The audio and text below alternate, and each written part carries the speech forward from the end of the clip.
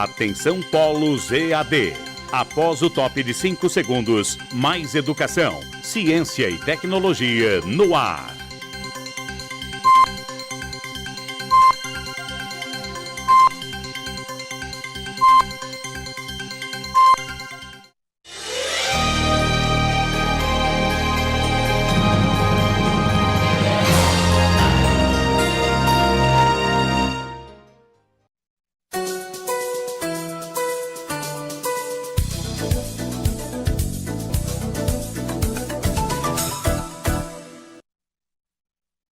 Olá, bom dia!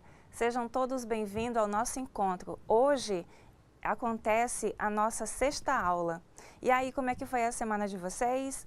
Todo mundo aproveitou para dar uma revisada nos conteúdos? Muito bem, então todo mundo animado, né, para mais um encontro. Vamos apresentar aqui a nossa sequência de hoje. Muito bem, como você sabe, nós temos um roteiro de aula, né, onde nós apresentamos o objetivo, a unidade. Hoje estudaremos a unidade 9, acompanha no teu módulo. Vamos fazer uma contextualização histórica, posteriormente um resumo do que a gente estudou, vamos tirar as dúvidas e as atividades de sala. Então você observa aqui o roteiro da aula de hoje, ok? Seguindo, qual é o objetivo, né? Quais são os objetivos dessa aula de hoje? Primeiramente, vamos compreender que a educação pública é um direito humano e social. Depois, vamos entender que as desigualdades sociais são resultados da divisão de classes sociais dominantes e dominados. E depois, no terceiro objetivo específico, né, analisar como a educação pública é um instrumento de luta dos trabalhadores para a garantia dos direitos sociais. Então, você observa aí os 3 objetivos da nossa aula de hoje, ok? Seguindo. Muito bem.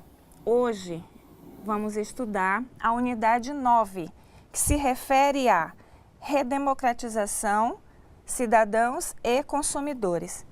Para você melhor acompanhar, você segue o teu módulo. É importante destacar que a gente sempre tem um cuidado de seguir a sequência do módulo, até mesmo para você ficar mais, compreender melhor esse conteúdo da aula de hoje. Então, aqui não se esqueça, tá? Unidade 9.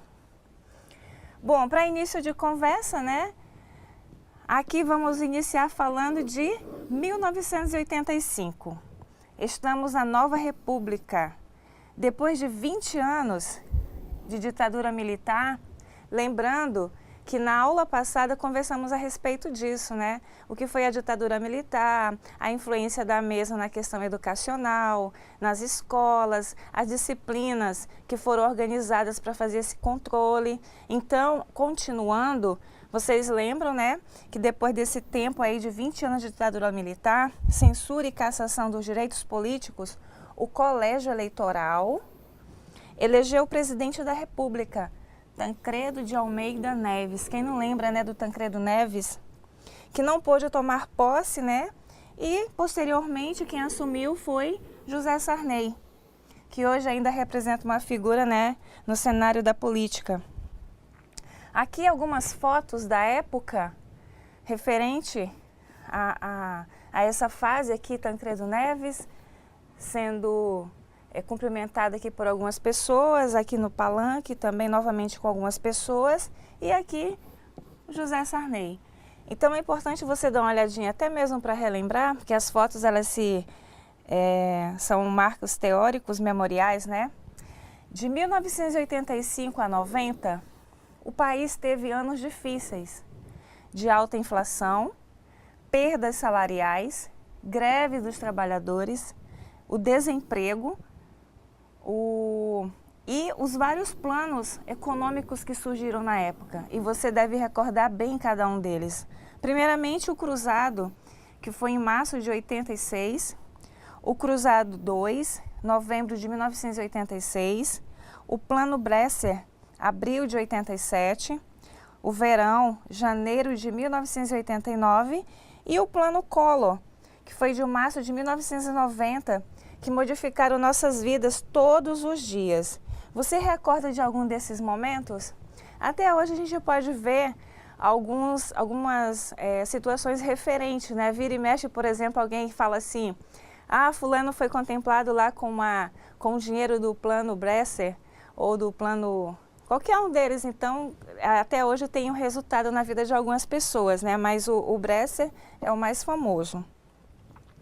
Aqui também algumas informações referentes à situação, né, que esses planos ocorreram. A inflação do ano, aqui uma notícia na Folha de São Paulo. Aqui tem um dragão, né, no supermercado com algumas pessoas e realmente aconteceu referente a essa questão, né? O aumento em todos os setores econômicos, seja da alimentação, moradia, vestuário e assim por diante. Os preços também que foram remarcados, houve uma inflação que de certa forma influenciou a vida de todo mundo. Bom, também a gente pode observar as manifestações públicas dos trabalhadores que ocorreu de uma forma bem expressiva em São Paulo, Rio de Janeiro, Belo Horizonte, Porto Alegre, Salvador e Brasília ainda estão vivas em nossas memórias. É com essa lembrança de ter participado das passeatas, das greves, atos públicos e marchas que iniciamos a unidade que vamos estudar hoje. Bom, vamos perguntar a você aí, nesse momento que está acompanhando essa aula, vamos fazer algumas perguntinhas e você já vai pensando ou até mesmo dialogando aí com seu colega que está ao seu lado. Primeira coisa, no bairro onde você mora, tem água tratada? O esgoto é tratado? Linha de ônibus, posto policial, ambulatório de saúde, gente morando em casa de lona, crianças no trabalho infantil, escolas e creches para todas as crianças, locais de lazer e praça de esportes. Tem biblioteca no seu bairro? Tem parque ou um bosque? Tem gente desempregada? Eu acredito que nesse momento aí alguém deve estar dando assim uma risada. Não, professor, isso é sonho. Não, professor, isso não existe. Não, professor, isso aí está longe de acontecer. Essas questões aqui que nós acabamos de perguntar, elas são sérias porque elas, de certa forma, são ligadas à questão da qualidade de vida, né?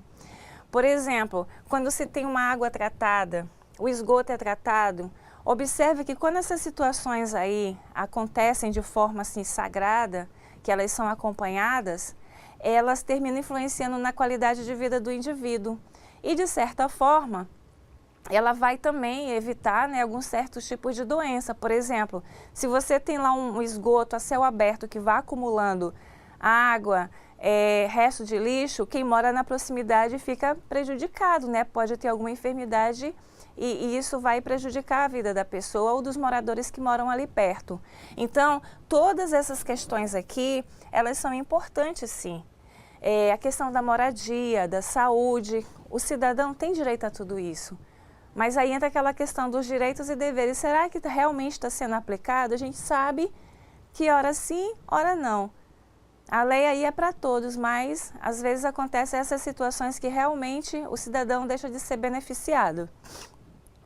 Seguindo, pessoal, referente à sociedade, veja, você já compreendeu que a sociedade brasileira é capitalista e patriarcal?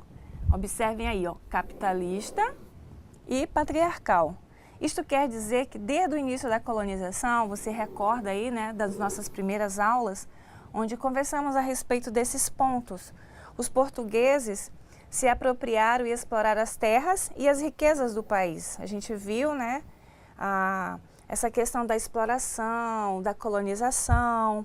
Quando passamos do modelo agrário exportador para o urbano industrial, notamos que de um lado temos os donos das indústrias, dos bancos, do comércio, dos hotéis, dos supermercados e de outros trabalhadores, homens, mulheres e crianças. Existe toda uma situação referente a isso, né? A questão das classes sociais, a questão dos benefícios, o que de fato a classe superior recebe e o que os trabalhadores ganham com isso.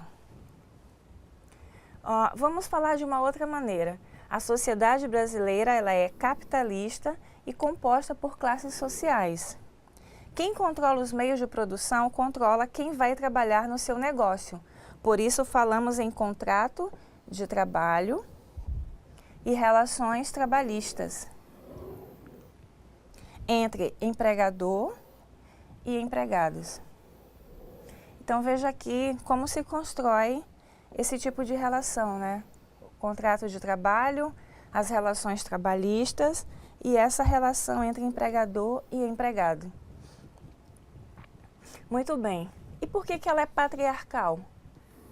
Porque durante muito tempo os homens mandaram. Houve um momento na história em que os coronéis davam as ordens na política local, na fazenda e dentro de casa, ou seja, na mulher e nos filhos. Todos obedeciam ao coronel. Ele era um macho forte, duro, que não chorava. Este modelo patriarcal também se reproduziu na sociedade, no trabalho, na política e nas escolas. Uns decidiam, outros, a maioria obedecia. Então, você sabe que essa relação de poder, né, ligada à questão dessa figura, nós vimos também na aula passada que no gestor, ele que direcionava tudo, ele que determinava e ele fazia praticamente esse trabalho sozinho, né, não ouvindo as demais partes que compõem o ambiente escolar. Aqui também ela se reporta a uma questão histórica nesse sentido da questão do determinar, eu determino, né, a figura ligada aos coronéis, aqueles que determinavam. Então é importante você observar como surgiu e porque em alguns momentos ainda continua, exatamente pelo que o autor, né, que elaborou a sua apostila, coloca. Então é a questão que se ligava à questão da figura forte, é o que determinava, é o que direcionava, é o que dizia como tudo aconteceria. Muito bem. É também, né, importante dizer que é uma sociedade patrimonial. Por quê? As práticas de alguns políticos têm sido tornar aquilo que é público, aquilo que pertence a todos, em bens particulares ou de um grupo de privilegiados.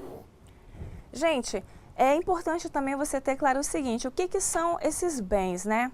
Os bens, eles servem para satisfazer a necessidade do homem. Por exemplo, seja uma casa, um carro, então tudo isso se enquadra nessa categoria de bens. E aqui, né, como o autor coloca, muitas vezes ele se colocava, né, de uma forma particular, ou seja, pertencente a um grupo de pessoas privilegiadas. Ou seja, é a prática de utilizar os bens públicos para uso privado, familiar ou próprio. Quanto a essa questão dos bens, né, de utilizar o que é do público e torná-lo privado, o que você pensa a respeito disso? É uma prática comum aí no Brasil? É uma prática comum no nosso estado? Infelizmente acontece, né? Mas por que será que acontece isso? Porque, às vezes, uma coisa chamada ambição, ela faz com que as pessoas direcionem para esse lado. Então vejam aí essa questão, como ela é complexa, né? Se eu estou no poder, eu tenho que administrar aquilo que é do coletivo, o que é meu. Então o que é do coletivo, eu tenho que ter aquele compromisso. Eu sei que você deve estar aí dizendo, não, professora, mas isso não acontece. A gente sabe que não acontece na prática. Mas aí entra aquela outra questão, né, que nós chamamos a justiça resolve esses pontos, mas demorada, mas ela termina por resolver um dia. Então essa prática aqui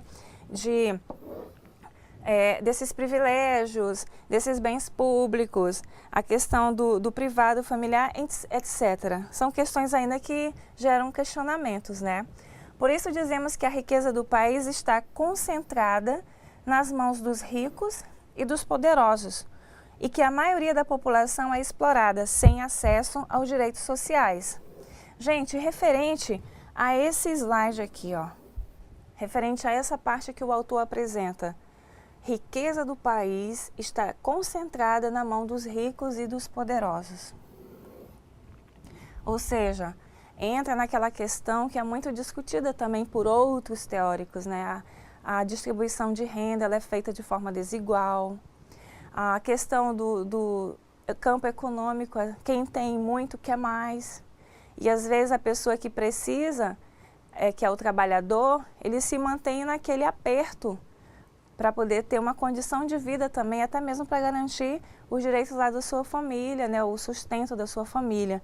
Então a gente observa que referente a essa questão, ela infelizmente acontece muito, né?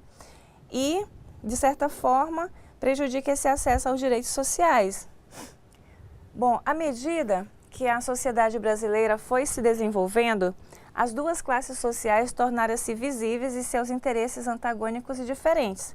Mesmo assim, não podemos nos esquecer que o direito à moradia, à saúde, à velhice digna, à aposentadoria, ao transporte, à segurança, à água, ao trabalho, à informação, ao lazer, à cultura e à educação pública, eles se constituem em direitos sociais. Não esqueça disso, tá? O que se configura esses direitos sociais? É o que nós acabamos de observar aqui. Direito a uma casa, a um local digno para se morar, a saúde, né? Muito se fala, mas a saúde está na UTI, a saúde precisa passar por mudanças. Na realidade, pessoal, vejam só, quando a gente vai focar as políticas públicas voltadas para cada uma delas, elas são muito bem pensadas e elaboradas. Elas são feitas, muitas vezes, por pessoas que entendem muito bem o assunto. Referente à área da saúde, eu posso dar um exemplo para você que se chama SUS. Se você observar a legislação referente ao SUS, ao Sistema Único de Saúde, você vai observar como ela foi bem pensada. O grande problema é quando ele chega na base para ser executado. Ou seja, ele é bem pensado em cima, ele é um sistema que envolve milhões, mas quando ele chega para beneficiar de fato quem precisa, ele deixa de ser executado da forma correta. E aí quem termina pagando por isso é exatamente o cidadão que precisa do atendimento. Então, são questões assim que nos levam realmente à reflexão, né? Se não fosse novamente aquela questão da ambição da pessoa que pensasse só em si e beneficiar o seu próximo, ali no caso, com certeza algum familiar, as pessoas seriam beneficiadas com isso. Aí tem a questão da aposentadoria, né? Nós sabemos que existe um setor que cuida disso, que se chama INSS, né? A Seguridade Social. Referente ao transporte, aqui a gente entende que são vários segmentos, né? O transporte coletivo, o transporte aéreo, transporte fluvial e assim. E a segurança pública. Será que realmente essa segurança acontece? No seu bairro aí tem essa segurança? A água, né, que nós já vimos ali nos questionamentos anteriores, ao trabalho. Referente ao trabalho. O trabalho, a gente sabe que ele é algo que serve para realizar o homem. Através do trabalho, eu tenho a oportunidade de proporcionar aos meus uma condição melhor. Então, quando a gente fala em trabalho, o trabalho digno, é aquele realmente que você possa ter, pagar suas contas, fazer a sua feirinha lá para o mês todo e ainda oferecer momentos de lazer à sua família. Então, a finalidade do trabalho é exatamente essa, né? Não é ser um meio de exploração. Tem um autor aí, que é o Karl Marx, que fala muito dessa relação do homem-trabalho. Então, observe o significado do trabalho. E o que nós já vimos, né? O lazer, a cultura e a educação pública, que também é outro ponto que muito se questiona. Mas como se dá essa educação pública? Por que ela acontece da forma que acontece? Novamente, eu bato na tecla. Quando se fala em políticas públicas, a educação também está contemplada e para ela, se você observar, se você quiser ter uma ideia dessa questão da educação pública, vá ao site do MEC.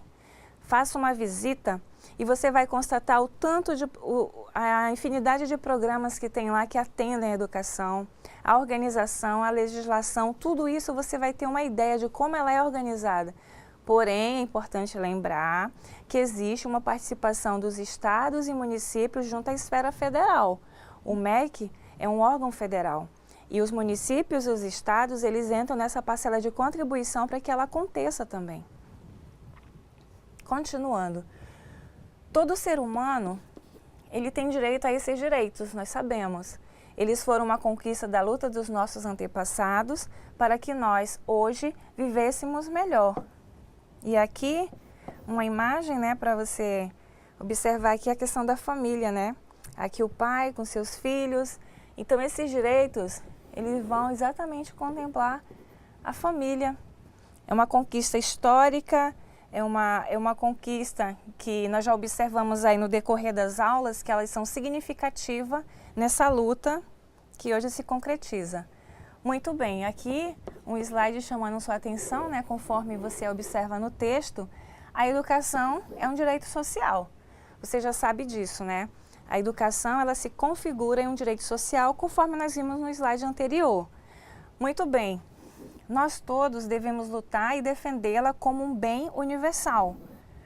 Aí você pode estar se perguntando aí, mas por que eu tenho que lutar se ela é um bem universal? Pois é, pessoal, nós sabemos que historicamente muitas lutas e muitas conquistas se deram através desses movimentos.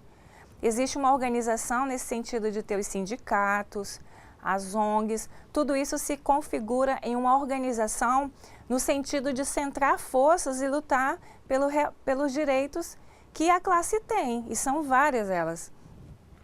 A educação nos torna humanos, nos faz seres sociais, políticos, históricos e culturais. Muito bem, referente a essa questão, a educação nos faz humanos. Por que isso? Nós vimos que essa questão do tornar-se humano, olha só, primeiro grupo social que o indivíduo faz parte é a família. Segundo grupo social que o indivíduo faz parte é a escola. Então, nesse primeiro momento aí, na primeira infância, o indivíduo tem essa oportunidade de agregar nos valores que ele vai absorvendo no meio familiar. Depois, ele vai à escola e vai participando de uma outra organização, onde também vai existir um aprendizado. Existe uma frase que eu gosto muito, quando há aprendizagem, há mudança no comportamento. Ou seja, por isso que é importante esse momento em casa, onde você vai orientar o seu filho, vai educar o seu filho, para que ele possa posteriormente conviver com outras pessoas, porque ele vai com os valores familiares. Ou seja, é comum na escola, por exemplo, a mãe falar assim, mas não foi assim que eu eduquei meu filho, por que ele se envolveu com pessoas erradas? Pois é, então a educação no seio familiar, ela deve ter elementos importantes, como a disciplina, a orientação, o diálogo. Nesse sentido, quando eu educo meu filho nesses aspectos, eu sei que eu vou formar uma pessoa mais coerente para que ela possa conviver em grupo. Um grande problema também é esse, que a gente enfrenta na escola, às vezes a falta de limite. Então, a educação, conforme também nós já vimos, vamos voltar aqui e citar o Brandão, que ela está presente em todos os lugares, na rua, na igreja, na escola, na praça, onde se configura espaços de convivência do indivíduo com o outro, é um espaço de educação. Então, para isso que se pensa também nas políticas que envolvem uma conscientização, orientação, ou seja, em qualquer lugar onde eu encontro pessoas, eu posso promover esses momentos de orientação, reflexão, e aí eu vou promovendo isso também. Bom, aqui nós vamos usar uma frase, né, uma citação de Paulo Freire muito famosa. Ninguém educa ninguém, ninguém educa a si mesmo, os homens se educam entre si, mediatizados pelo mundo. Você já parou para pensar nessa frase aqui do Paulo Freire? Ninguém educa ninguém? Também tem uma outra versão dela, né? Ninguém educa ninguém, ninguém se educa sozinho, os seres humanos se educam em sociedade. Essa daqui é também uma frase dele muito famosa, a outra também é citada, dependendo de onde ela vai ser utilizada, né? Mas essa frase do Paulo Freire, ela é muito, muito, muito reflexiva. Você já parou para pensar e analisar? Vá pensando aí que depois a gente vai voltar nela, tá bom? Muito bem. Os governos pretendiam, com direitos sociais, conter os conflitos sociais e atenuar a distância entre as pessoas muito ricas e as pessoas muito pobres. Aqui você observa, né, essa questão desse distanciamento, as pessoas que têm de mais e as pessoas que têm de menos. Para isso, propuseram políticas governamentais focalizadas e compensatórias, e não políticas públicas como direito. Por um lado, se observa que elas buscaram, com os meios de comunicação, divulgar uma imagem de que se preocupavam com a população desprotegida, por meio de programas específicos e, por outro, introduziram na legislação trabalhista mecanismo de restrição e expansão desses direitos.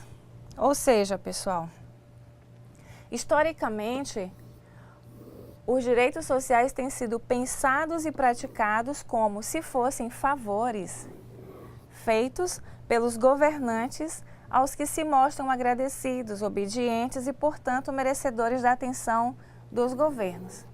Agora, referente a esse parágrafo aqui, qual é a sua leitura? Qual é a sua reflexão? Olha só, se eu digo que historicamente os direitos sociais têm sido pensados e praticados como se fossem favores feitos pelos governantes ao que se mostram agradecidos, obedientes e, portanto, merecedores da atenção dos governos, aqui nós podemos dar como exemplo o quê, na sua opinião? Se você pensou naquele dia da eleição, né, pensou naquele voto que se vende, então você agiu na linha aí de reflexão certa, porque os governantes, o que eles são? Eles são representantes do povo. Eu escolho o representante que tem aquele perfil da ideia que eu penso. Eu preciso de alguém que represente assim. Então, aqui no Brasil, constantemente nós estamos envolvidos nessas questões da política também. Observa que agora, por exemplo, aconteceu agora na nossa capital a escolha, né, dos representantes de cada partido já focando a próxima eleição. Então, cada grupo aí, cada partido já tem o seu representante, mas eles devem fazer as coisas pensando no coletivo. Eles devem trabalhar na linha que o que eles vão fazer é para o coletivo e não para favorecer favores. Ou seja, esses governantes, eles procuravam despolitização das questões sociais e reduziram-nas a problemas técnicos dos burocratas, com algumas políticas compensatórias que aliviaram temporariamente a pobreza. Bom, esses governos, para controlar ou para mediar os conflitos, as ocupações de terras e as manifestações sociais, eles afirmaram a preocupação com os pobres. Só que na prática pouca coisa vinha mudando. Quem não tinha continua não tendo e continua excluído. Mas por que isso acontece? Porque isso acontece na sua opinião. Bom, observe que em nossa sociedade a riqueza e a terra, elas continuam centradas e a maioria da população trabalha para sobreviver. É que eu falei a você referente a essa questão do disparate econômico, né? Continuando. Para completar o quadro de desigualdades sociais, a educação pública foi negada aos trabalhadores durante muito tempo. As pessoas, principalmente as mulheres, não tiveram acesso à educação escolar formal, não tiveram acesso ao conhecimento e às informações. Só mais tarde conseguiram romper algumas barreiras e aprender a lutar de forma organizada para defender os seus direitos. É o que a gente já viu nas duas últimas aulas, né? A partir da Nova República, de 1985, os profissionais da educação se organizaram em sindicatos, entidades científicas, associações, congressos, fóruns e movimentos populares. Eles realizaram muitas greves, congressos de educação, elaboraram projetos de lei e o Plano Nacional de Educação, que você já sabe, né, que foi proposto pela sociedade brasileira. Participaram de audiências, organizaram seminários, debates, cursos e propostas de políticas em defesa dos direitos sociais, em especial a educação pública, gratuita, laica, democratizada e de qualidade social. Veja aí, pessoal, os avanços, né? Se compreendermos que a educação pública é primeiro, direito humano e social, que cabe aos governos e financiamento adequado, nossa responsabilidade como cidadãos, educadores e gestores, é contribuir para que as escolas públicas sejam instituições formadoras de valores éticos, espaços de apropriação, socialização, transmissão e de transformação da cultura, espaço da diversidade étnica, do desenvolvimento da capacidade de inventar, criar, inovar, propor, alterar, modificar, conhecer de forma científica e de estabelecer relações, sonhar e elevar as pessoas para outro patamar de compreensão do mundo. Então, observe a infinidade de coisas que a gente pode contribuir quando se fala em escola pública. A cidadania também é uma conquista, né? Você sabe. Ser cidadão, educador e gestor é comprometer-se, é não acreditar que as desigualdades são naturais, que não ter assistência médica, emprego e educação pública é algo natural. Não. Não é assim, pessoal. As situações foram postas dessa forma, a gente sabe, né, pela essa cultura de incutir essas questões na cabeça do indivíduo, mas não é bem assim. A vida em sociedade é uma construção humana, feita por homens e mulheres em constante movimento. Portanto, as desigualdades são resultado das ações humanas. Cada uma das duas classes sociais tem interesses muito diferentes e, para sobreviver, buscam sua própria fórmula, sua maneira. Os dominantes, que se apropriaram da riqueza, têm como objetivos implementar os meios para aumentar seus lucros e viver das rendas financeiras. Para todos os trabalhadores, além do trabalho diário, uma outra tarefa é lutar e defender os direitos sociais sempre. Um dos instrumentos de luta que trabalham é a educação pública, visto que a formação e as informações elas auxiliam os cidadãos a fazerem suas escolhas. Bom, aqui uma reflexão, né? Vivemos numa sociedade marcada pelas desigualdades regionais, sociais e educacionais. Como ser cidadão num mundo em que a tudo se atribui valor comercial? Referente a essa questão, pense a respeito disso. Por que a tudo se atribui valor, esse tipo de valor? Você já pensou sobre isso? Então vamos analisar. Vai refletindo aí durante esse momento que a gente conversa. Tudo tem um preço, tem valor? Quando houve o processo de urbanização das cidades, tínhamos algumas necessidades básicas e geraram em nós outras novas? Morar nas cidades significou outro estilo de vida, outros desejos e outras vontades e vaidades. Na cidade, viver significa saber se relacionar com as pessoas, compreender o outro, compreender o meio social e suas possibilidades. Somos todos estimulados a consumir os produtos disponíveis e sempre há novidades. Aqui uma foto, né, referente aos consumidores, esse desejo de consumir, né, a propaganda, o que se observa nos jornais, tudo isso influencia na vida do indivíduo. Conhecimento e informação nos auxiliam nas escolhas, nas decisões e na atribuição de valores subjetivos e materiais. Os valores que atribuímos aos objetos e mercadorias são praticados em função de nossa educação no mundo, na escola e na família. Daí a importância dessa orientação, né? Os pais que devem orientar as crianças desde cedo ao que é importante ter e o que é supérfluo. Ou seja, você organiza lá juntamente com sua família essa programação de compras e aí você observa, né? Já vai orientando e educando nesse sentido. Em uma entrevista, Milton Santos, né, um grande geógrafo, dizia que a diferença entre cidadão e consumidor é que este se apropria dos bens finitos, que se acabam no consumo, enquanto o cidadão se apropria de bens que quanto mais ele consome, mais ele pode consumir, ou seja, são para sempre. Isso significa que os objetos e mercadorias são necessários para viver, mas os bens culturais nos tornam sujeitos humanos pertencentes a uma cultura.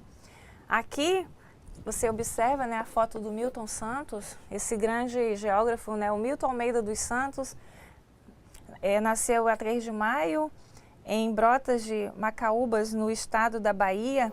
Esse geógrafo que muito contribuiu com a questão educacional no Brasil, até hoje se lê com muita alegria, né, os livros de Milton Santos, Natureza do Espaço, entre outras obras que ele deixou aqui para a gente. Uma pessoa muito comprometida com essa questão no Brasil. Portanto, a formação escolar, intencional, organizada e democrática representa um alicerce para orientar nossas ações, escolhas e valores. Como parte de nossa cultura, antes de formar trabalhadores, as escolas devem formar cidadãos, homens e mulheres, sujeitos humanos, históricos, culturais e sociais. E o que significa ser sujeito, pessoal? Na área da pesquisa, muito se fala em sujeito, né? Sujeitos colaboradores, sujeitos históricos. Sujeito é aquele que faz parte desse contexto histórico, é aquele que participou, que deixou registrada a sua história, deixou na memória, né? Então, esse sujeito, eles fazem parte dessa questão toda, educacional, cultural e assim por diante. Significa compreender como a sociedade brasileira foi construída. Significa saber encontrar os meios para interferir no rumo das coisas, significa ter atitudes participativas, colaborativas, solidárias e de compromisso coletivo. Combater as situações de injustiça e indignar-se, vivenciar, pôr em prática os direitos sociais. Ter a iniciativa de propor, de realizar mudanças ou de construir coletivamente alternativas que melhorem a vida da comunidade, da cidade, do bairro, da família e da escola. Então, observe essa diversidade aqui, né, de significados. O significado do compreender, do saber, do ter atitudes participativas, de combater. Então, tudo isso são questões ligadas a esse lado mais questionador e crítico. Vamos seguir aqui. Bom, nós agora vamos fazer um breve resumo do que a gente acabou de ver, tá certo? Vamos aqui. Primeiro ponto: saúde, habitação, cultura, transporte, aposentadoria, segurança, previdência social, lazer, água e a terra são direitos sociais, resultado da luta dos trabalhadores em defesa da vida humana e coletiva. Não se esqueça disso, hein? Esses itens que nós acabamos de falar, que nós acabamos de conversar a respeito de cada um deles, se configuram nesses direitos sociais, tá certo? Segundo, ser cidadão, educador e gestor é não acreditar que as desigualdades sociais regionais e o desemprego são naturais. Elas são resultados da divisão de classes sociais, dominantes e dominado. Então, vejam só, as classes sociais, elas fazem exatamente isso, elas distinguem. Você é da classe X, eu sou da classe Y. Então, enquanto gestores, enquanto cidadão, nós temos que lutar para que isso não aconteça dessa forma, né? Porque, de certa forma, tudo isso são resultados dessa divisão que envolve essas classes. Aí entra aquele disparate, né? Poxa, quem entende mais e quem entende menos. Às vezes, aí, se você parar para pensar, você vai lembrar de alguém que trabalha manhã, tarde, noite e chega no final do mês, o dinheiro não dá para nada. Agora, por que será isso, né? A educação pública é um direito social, universal, de homens e mulheres, em todas as idades, uma conquista dos trabalhadores e instrumento de desmistificação das injustiças. Um dos instrumentos de luta dos trabalhadores é a educação pública, como nós já vimos.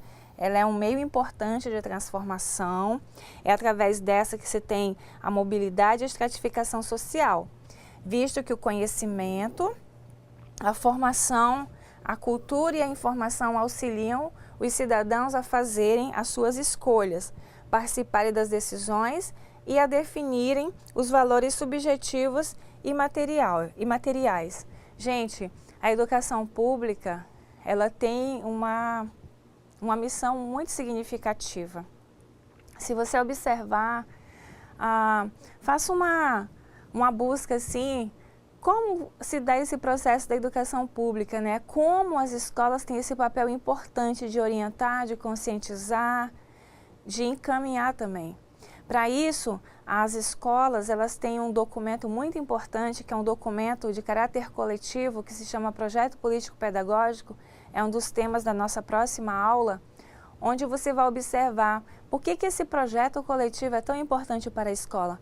É porque aqui nesse projeto, a gente vai fazer toda essa organização do sujeito que eu quero formar, do tipo de cidadão eu quero formar, que tipo de aluno eu quero preparar. Então, são ações que são executadas ali, mas que têm caráter futuro, né? Já pensando futuramente. Se você fizer uma busca aí mental, você vai lembrar de quantos casos exemplares a sua escola já deu de retorno para a sociedade, né? Quantos alunos passaram pela tua escola que você lembra e hoje eles são pessoas assim que conseguiram uma colocação no mercado profissional. Por exemplo, eu trabalhei no ensino médio durante muito tempo e hoje eu tive alunos naquela época que hoje são doutores, com doutorado. Eu tenho 2 casos lá que se formaram em medicina, um é sacerdote, muito famoso aqui na nossa capital. Então é importante quando de uma forma ou de outra, você durante um ano, você contribui na vida daquela pessoa. Então, você é educador, você é formador, você auxilia sim esse cidadão a fazer a escolha, você orienta, você é um importante nessa formação também desse aluno através dessa educação. Bom, pessoal, nós vimos aqui, né, a nossa aula de hoje, vimos essa questão da participação, vimos aí algumas figuras políticas que são destaques ainda, que representam isso hoje no contexto atual. Vimos o resumo da nossa aula de hoje, vimos também a importância desse tema referente ao módulo, a aula 9 no caso. Agora, nós teremos esse momento de atividade de sala. Nesse momento, você vai fixar melhor o conteúdo que nós estudamos hoje. É importante esse momento de verificação da aprendizagem, né, que se dá hoje através dessa atividade de sala. Lembrando que posteriormente teremos a avaliação, onde vamos contemplar todos os 11 tópicos estudados nessa unidade, nesse módulo no caso. Então, vamos agora à atividade de sala. Vocês terão aí um tempo para sentar em grupo e organizar as atividades, as respostas. Lembrando que aí o seu tutor depois vai selecionar algumas respostas juntamente com quem está presente no polo, vai disponibilizar no chat e nós iremos apresentar aqui a resposta ao vivo para interagir com você aí no polo, tá? Então a gente se encontra daqui a pouquinho, até mais.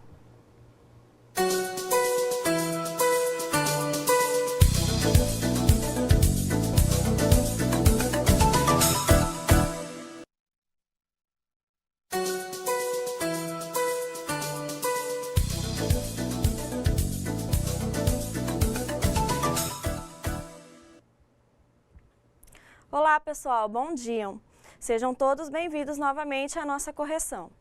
Bom, na aula de hoje, como já vimos, foi a unidade 9, né? Então vamos fazer essa nossa interação, essa correção em relação ao assunto de hoje. Só para a gente iniciar, vamos reafirmar o que foi dito na aula de hoje.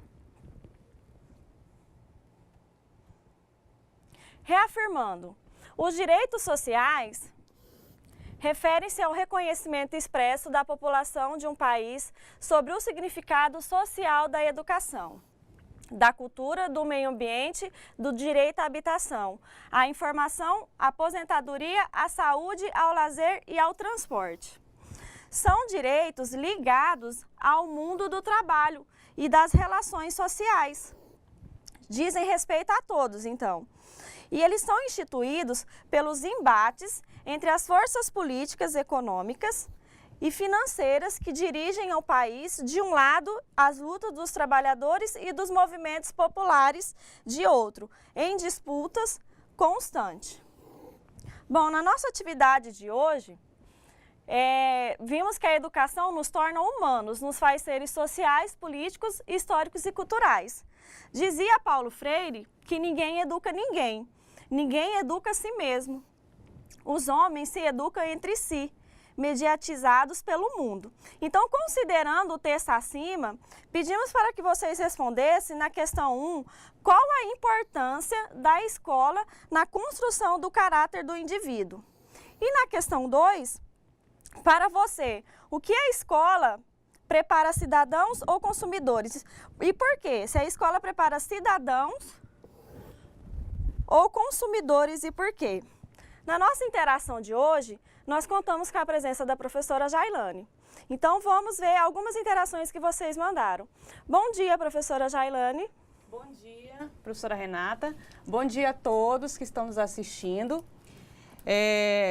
Queremos agradecer, primeiramente, a participação de todos os polos aqui no nosso chat de interação, em especial a doutora Luciane, do Polo de Espigão do Oeste, Neuza, de Cujubim, Laucione, do Polo de Buritis, Fabiana, de Ouro Preto, e pela primeira vez estamos aqui com a participação do Polo de Extrema. Parabéns aí vocês de Extrema, tá? A tutora Maria das Graças aqui, representando vocês e mandando as questões que vocês resolveram. Também agradecemos a Kelly, de Nova Brasilândia, que sempre está presente em todas as aulas, e a Maria Luzia, do Polo Porto Velho Centro, que também sempre participa com a gente nas interações. Aí vamos responder agora a questão de número 1 e de número 2 que vocês colocaram aí para a professora Renata, para a gente poder discutir um pouco mais. A Fabiana, do Polo de Ouro Preto, colocou a resposta dos alunos, que foi a seguinte: a escola é a complementação para a construção do caráter humano, do caráter do homem, pois a primeira educação vem do lar, onde os pais são os primeiros professores, e na escola o homem se desenvolve socialmente, politicamente, historicamente e culturalmente. Já na questão 2, esses alunos colocaram assim: a escola prepara cidadãos para contribuir no desenvolvimento com o crescimento, formando assim para o mercado de trabalho e completando a sua educação, aumentando o seu conhecimento. Já os alunos do Polo de Buritis, a Laucione, que é a aluna Maria, colocou o seguinte: sabemos que todos os brasileiros têm direito de uma educação de qualidade, mas muitos são interrompidos pela falta de informação, de uma política séria e ética. O Polo de Extrema, os alunos que participaram nessa resposta, a Ângela, o Rivelino, o Avelino e a Carla, responderam o seguinte: a escola prepara cidadãos, na maioria das vezes, sim, pelo fato de que todo ser humano tem direitos e deveres, desde nossos antepassados. Mas com a desigualdade social financeira, isso torna-se às vezes impossível, formando assim uma barreira que impede de ser um cidadão bem-sucedido em todos os setores da vida, como educadores. Podemos contribuir para que as escolas sejam instrumentos formadores de valores éticos e social, onde o conhecimento nos auxilia em nossas futuras escolhas corretas na vida. Então, agradecemos a participação desses alunos. Já do Polo de Nova Brasilândia, os alunos Francele, Fátima e Valquíria disseram o seguinte, na resposta 1, há de transformar e transmitir valores, que alguns alunos, principalmente os que vêm de família desestruturadas, alunos rebeldes que não ouvem os pais, mas que ouvem e se espelham nos professores e gestores. Aí a resposta 2 desses alunos do Polo de Nova Brasilândia foi o seguinte: prepara para ser cidadão, mas também prepara para ser consumidor. Porque vivemos num mundo em que a desigualdade social é muito grande e temos que preparar nossas crianças para ser adultos capazes de tomar suas próprias decisões e fazer suas escolhas. Aí vamos aqui, para encerrar, a resposta do Polo Porto Velho Centro.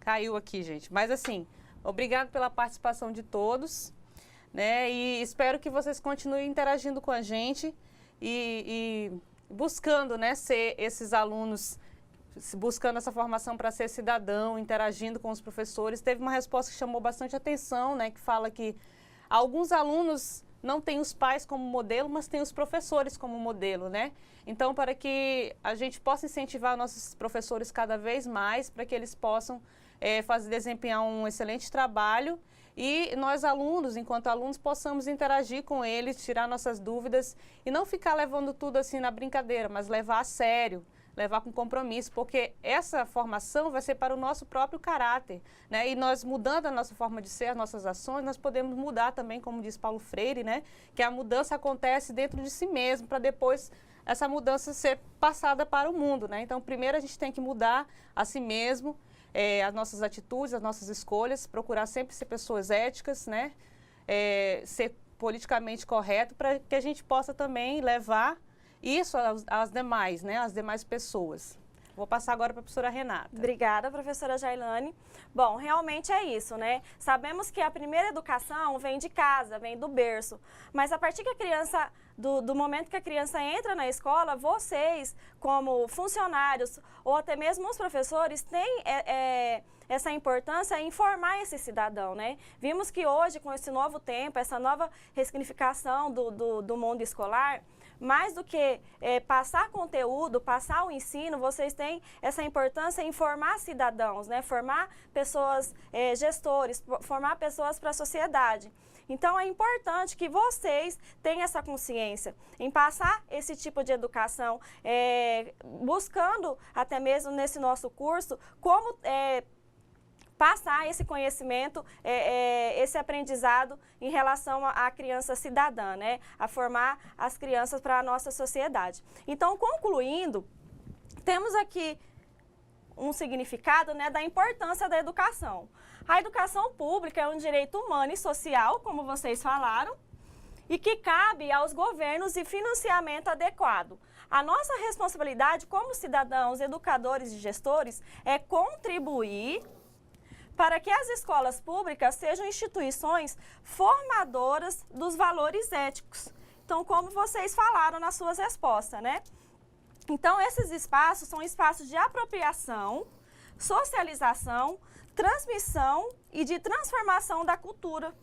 Espaço da diversidade ética, do desenvolvimento, da capacidade de inventar, criar, inovar, propor, alterar e modificar.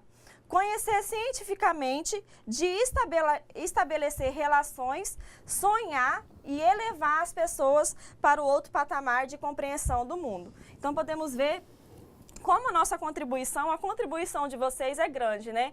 Esses espaços da escola precisa ser espaço de apropriação, de socialização, da transmissão, né, de conteúdos, de cultura, dos conhecimentos étnicos, né?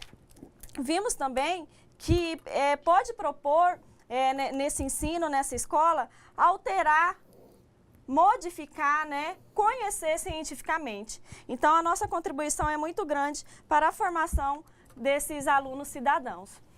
Continuando, a cidadania também é uma conquista. Ser cidadão, educador e gestor é comprometer e não acreditar que as desigualdades são naturais. Que não ter assistência médica, emprego e educação pública é algo natural. Não, não é assim, né? A vida em sociedade é uma construção humana, feita por homens e mulheres, em constante movimento. Portanto, a desigualdade são resultado das ações humanas. Então, podemos ver que não é justo, né, essas desigualdades, mas que elas são naturais, né? Mas não devemos compreender que elas são justas. Em relação à formação de gestor e consumidor, temos também um significado, né? A diferença entre cidadão e consumidor é que este se apropria de bens finitos, que se acabam no consumo, enquanto o cidadão se apropria de bens que quanto mais ele consome, mais ele pode consumir. Ou seja, são para sempre. Isso significa que os objetos e mercadorias são necessários, né, para viver. Todo mundo sabemos que a gente precisa desse consumo, desses objetos, dessa mercadoria para a nossa vivência. Mas os bens culturais nos tornam sujeitos humanos, então pertencentes a uma cultura. Então, em relação a ser um cidadão e um consumidor, vimos que o consumidor se apropria de bens finitos, né, que se acabam. Como a gente compra alguma coisa no mercado, uma roupa, não dura para sempre, isso acaba, né? Já o significado de ser um cidadão, um gestor, são bens culturais que a gente vai ter para o resto das nossas vidas. São um conhecimento que a gente adquire que ninguém pode nos tirar, né? São conhecimentos para sempre. Então, eu proponho que vocês sejam esse tipo de cidadão, né? Esse tipo de gestor que tenha esse conhecimento, que adquira esse conhecimento e que ele nunca se acabe, que a gente sempre se renove a essa cultura, com o nosso ensinamento que nós temos a partir lá do berço da nossa casa, né? Bom, pessoal, eu passo a palavra para a professora Jailane e em seguida a gente volta para a gente finalizar. Pessoal, eu vi aqui no chat que muitos estão reclamando que não foram lidas suas respostas, né? O pessoal lá de Espigão, o pessoal aqui de Porto Velho Centro estão reclamando. Mas, infelizmente, não temos como ler todas as respostas, né? Mas continuem participando, a gente vai tentar da melhor maneira e lendo algumas respostas no decorrer das aulas, tá? Então, agradeço a participação de todos e peço desculpas se o nosso tempo é limitado, a gente não consegue ler todas as respostas e atender todos os polos. E uma outra coisa que é com muito pesar, né, que comunico a vocês, a maioria já está até sabendo, né, aqui no nosso Instituto Federal de Rondônia, aqui no Polo Porto Velho, Zona Norte, aconteceu uma grande tragédia aqui na cidade de Cáceres, né, na BR, aconteceu um acidente com o nosso querido professor Alberto Sona Neto. Então, nós queremos demonstrar esses nossos sentimentos aos familiares, a todos os amigos do professor Alberto e deixar e elevar nossos pensamentos e as nossas orações para ele e para os seus familiares. Então, obrigada a todos pela participação, tenham uma excelente semana e até a próxima aula. Obrigada, professora Jailane. Bom, realmente, pessoal, sentimos muito com essa notícia, né? Deixamos os nossos sentimentos à família, né? Bom, e para finalizar, eu deixo uma frase do Paulo Freire, né, que muitos têm nos ensinado com os ensinamentos deles, com as teorias dele, né? A educação não transforma o mundo. A educação muda pessoas. Pessoas que transformam o mundo. Então, podemos ver que a educação, a gente precisa adquirir, ter essa educação. E é a partir daí, como pessoas, que a gente vai transformar o mundo com a nossa educação, né? Então, pessoal, por hoje é só. Eu agradeço a presença de todos e quero agradecer a participação de todos, todos os polos, e até o próximo encontro.